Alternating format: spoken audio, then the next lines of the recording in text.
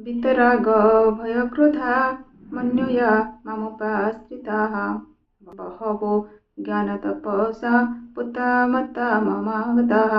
पूर्व काल भी जो मानकर राग भय और क्रोध सर्वथा नष्ट हो जाइथिला एवं जो माने मोठारे अन्यान्य प्रेम रूपक तन्मय होई रहिथिले मते आश्रय कर रहिथिबा सेही सब भक्त उपरोक्त ज्ञान रूपक तप द्वारा पवित्र होई मोर स्वरूप प्राप्त होई सारिछन्ति।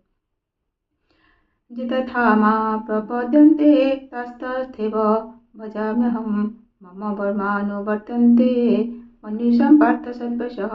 हे अर्जुन, जो भक्त माने मते जो परि भजन करती मु सेमानंकु सेही परि भजन करे, कारण मनुष्य माने सब प्रकार मोर ही मार्ग अनुसरण करती।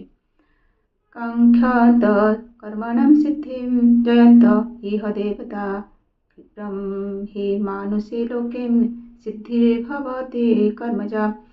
यही मनुष्य लोक माने कर्मफल आकांक्षा करुथिबा लोके देवता मानक पूजा करती, कारण से मानक कर्मरु उत्पन्न होइतिबा सिद्धि शीघ्र मिल जाए।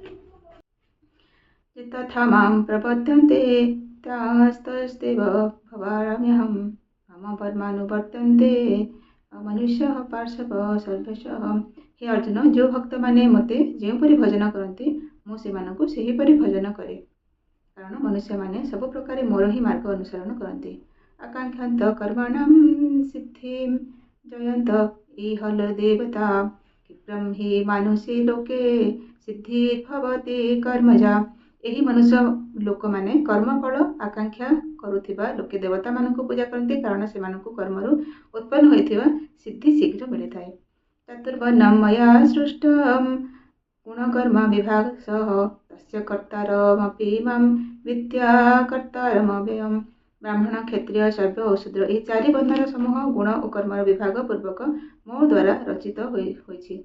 एपरि भाବରେ मु सेही सृष्टि रचना आदि कर्मर कर्ता होइथिले मध्य तुमे मते अर्थात अविनाशी परमात्मा वस्तुतः अकर्ता बोली ही जान।